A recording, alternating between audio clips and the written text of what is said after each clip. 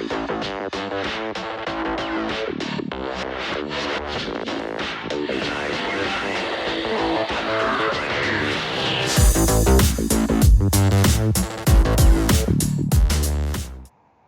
everyone, my name is Preet Banerjee. I'm the host of Spent, and every week I talk to Derrick Fung, and we look into the data from some of the largest purchase panels in North America to see how consumers are really spending their money. Derrick, welcome back to the show. Hey Preet, how are you doing?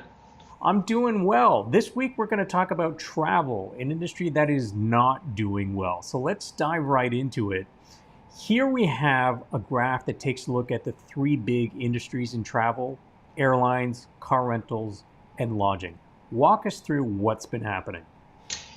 Yeah, I mean, it's no surprise that travel industry literally overnight has gone to zero. And this graph shows exactly that.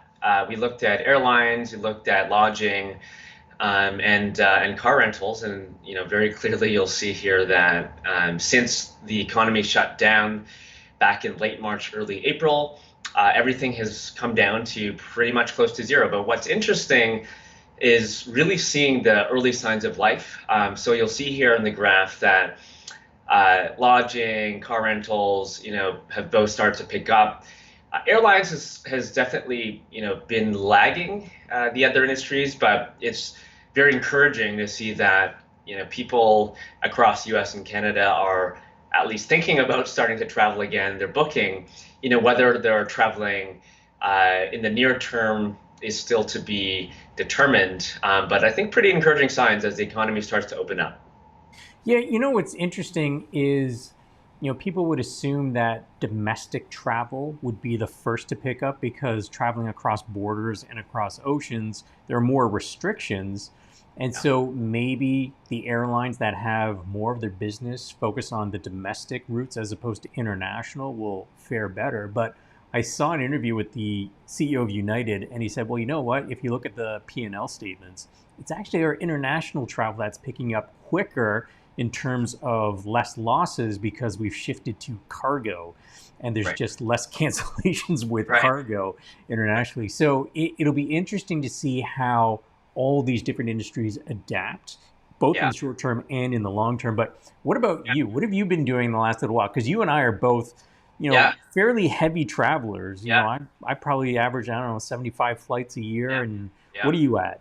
I hit 100K. Last 2 years, I'm 100K on Air Canada.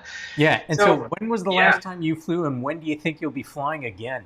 Yeah, it's interesting how my thinking has changed over time. I'm curious how yours has. I mean, my last flight was probably February, like many / most people. When you listen to these CEOs of these airlines, they say we're years away from getting back to the normal. I do think a lot of the brave souls that are going out into this new world of travel are either the individuals who are still traveling for essential travel, to see family, or I think certain business people, maybe they have to go somewhere to do a deal. But for myself, I am really trying to focus on just getting acquainted to this new remote world. Most of my business is now, all of my business is now done remotely. And I do think all the companies that we work with, if they're going to be more remote, we're going to be more remote. It's a bit of a self-fulfilling prophecy in which I don't think I'll need to travel to do business in a long time. Maybe even for the rest of the year, which is wow. Well, what's interesting is just out of curiosity's sake, I wanted to see what it would cost to use points right now. And one of the things that bugs me, and I know bugs a lot of people, is the fuel surcharges. Because with the drop in the price of oil, you would assume that there would no longer be these fuel surcharges. And they represented the bulk of the price of the ticket at the end of the day. So, if I was looking at going to use points to fly from Toronto to Heathrow, and I fly that route fairly often. Every time I look at using points, I'm like, no, I'm not going to use points. It's not worth it, because the fuel surcharge was like $600 a ticket return. And I just looked at it just now, and it was only $250. And I think there's two possible reasons for that. One is the price of oil is cratering, right? So there should be no fuel surcharge because it doesn't cost extra, because those surcharges were instituted when the price of oil was shooting up and it was getting really high and people were worried about that. But it's basically zero now. So there's Yeah. that. And there was also this class action lawsuit about fuel surcharges being overcharged. Yeah. And so what's really interesting is if you do a Google search for Air Canada fuel surcharge right now, as of today, which is what, May 31st, uh, the first hit, there's a page with a link that has some kind of announcement on April 24th, 2020. If you click on that link, the page no longer exists. Yeah. Yeah. So I think, one silver lining is that, maybe the price of travel will be a little bit lower, which might help kickstart that industry again, but remains to be seen. Yeah. I think we're going to see a massive structural change to the whole industry, which is Yeah, so speaking of yeah. structural changes, what do you think about the idea of middle seat blocking? Is it here to stay? Is it temporary? I think it's definitely here to stay. I think when you look at many industries, including live entertainment, sports, airlines, I think the new norm is going to be a lot more space between people within on flights, even lining up. I think these are all some of the structural changes that airlines will have to make, and this is why it's going to be years until things resume normal, but I think it's going to be a completely new normal. And I think it's what airlines have to do to, to get consumers comfortable in stepping on a plane, anytime soon. Yeah, it's interesting. When they talk about middle seat blocking, and the thing that gets me and a lot of people is the seat in front of you and the lack of space. Yeah. The person in front of you or someone behind you sneezing, right? That's Yeah. the one you feel, not the person beside you. They're getting the person in front. So, but it'll be interesting to see. I actually think that we'll return back to the way that it was in a matter of a few years. I think the middle seat blocking, I think it's temporary. I think eventually we just get back. I don't think people's behaviors change that much. And I know that there's some airlines who said, you know what, we're kind of giving up on middle seat blocking. We just let people know that if we can't guarantee a middle seat being empty between them, we send them an email, give them the possibility of rebooking. And they said like 1% of people are rebooking. People just don't Yeah. seem to really care. Yeah. Okay, but what about removing business class perks? And Yeah. business class travelers are like subsidizing the cost of economy tickets, right? Like if you look at an economy ticket, if it's $500, it might be 3,000 for a business class ticket on the same flight. So what do Yeah. you think is going to happen with business travel? Do you think there's any changes there? Yeah, I mean, I think this is where it gets very interesting, right? Like, I think when you think about yourself, myself, and this thought of needing to see someone face to face to do business, I think will really evolve in the next couple of years. And I think, again, it's a two-way thing where when you hear companies like American Express saying, hey, we're going to be working from home for the foreseeable future, when a big company does that, then you know that this is here to stay.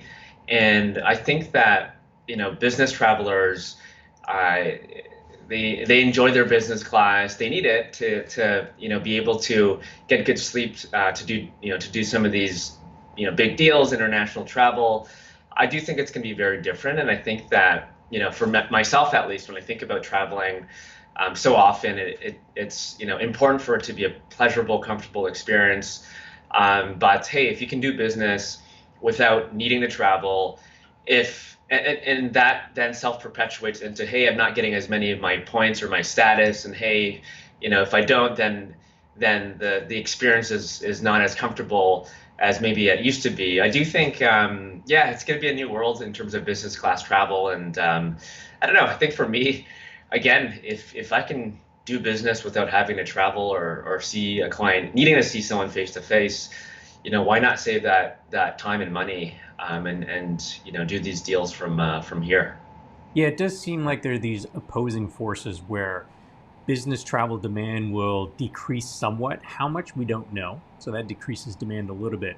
But I still have this feeling that air travel in general is going to be more expensive because of the additional costs of keeping airports clean, of keeping planes clean. And I don't know what measures will be instituted, which will be regulated or not. So I think it's too early to say.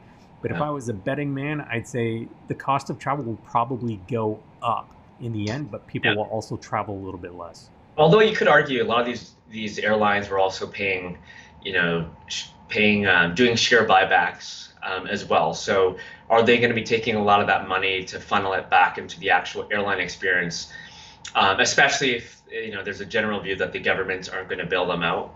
Not really sure either. So would be curious to see how it all plays out in the end. Yeah, I'm sure a lot of airlines will go bankrupt, just like Hertz, a car rental agency, filed for bankruptcy. And it's interesting in the sense that when you travel, most people they get to an airport, if it's business travel, first thing to do is hop into a rental car. And so it follows, if there's no business travel, then there's no car rentals, and this industry is getting absolutely pummeled. Oh yeah, I mean, if you look at our data though, it's interesting because it's actually car rentals that have started to pick up earlier, Hmm. and I imagine it's because a lot of folks are probably doing local traveling. They're driving somewhere maybe an hour or two away from the city, and it's because they're just itching to get away from the city, but they're just maybe a bit not yet comfortable to get onto a plane. But again, I think this is a fundamental change to travel. As a consumer, you're used to you land at the airport, you go to the car rental booth, you rent a car, and it takes a while to just even get out of the lot. I do think that some of these bankruptcies and what we're seeing will be fundamental shifts, structural changes to not only car rental but how consumers think about um, renting cars. There's these Airbnbs of car rental companies like Turo. There's Audi with Silver Car in which they'll do curbside pickup. I do think that's going to be more and more of the normal moving forward. Yeah, it definitely seems like there's an opportunity for the innovation to take place now because there's just so much turmoil in the industry. So I think that breeds opportunities for innovation. Now, the last thing I want to ask you about is Airbnb and lodging. How do you feel about staying at a hotel versus someone's home or investment property Yeah, that they manage? From my yeah, perspective, yeah, if I think about a hotel, they probably have much tighter regulations in terms of sanitation. Whereas with an individual owner of an Airbnb property, you might have someone who's a clean freak and other people who might not be. So I'm actually tending to lean more towards hotels versus Airbnbs in the future. What about you? yeah. It's interesting. We saw Airbnb sales start to really pick up over the last couple of weeks. I think there's going to be a bit of a dichotomy between the older traveler and the newer traveler here. I think, I do think the newer traveler would be more open to Airbnb. I think, than the older traveler. I definitely think for myself, definitely a shift towards larger chains like your Marriott's, SPGs, given the cleanliness. But I do think if Airbnb can enact some sort of policy for hosts, and also some sort of insurance as well to add on top of it. Plus, once the vaccine comes out, whenever that is, I do think hopefully will start to see a shift back into consumers being more open to the Airbnb. But definitely, I think for the foreseeable future, more focus on bigger chains and less of the boutique hotels in terms of when I travel, at least personally.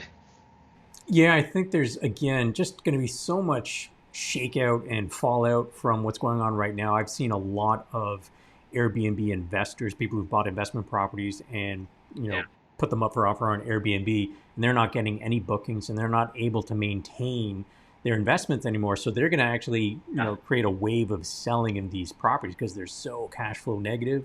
yeah, Who emerges? But again, now we're looking at not millennials, but Generation Z and what are their yeah, preferences and how does that shape how yeah. things turn out in the future. So we'll be watching that story. Derek, thank you so much for your thoughts again. Always fascinating to talk to you. I think this one is a interesting one. We took a lot of time, but there's so much more we could talk about when it comes to Yeah. travel. And to our viewers who are watching, thank you so much for tuning in. We will see you next time. Thanks so much, Derek. Thanks for having me.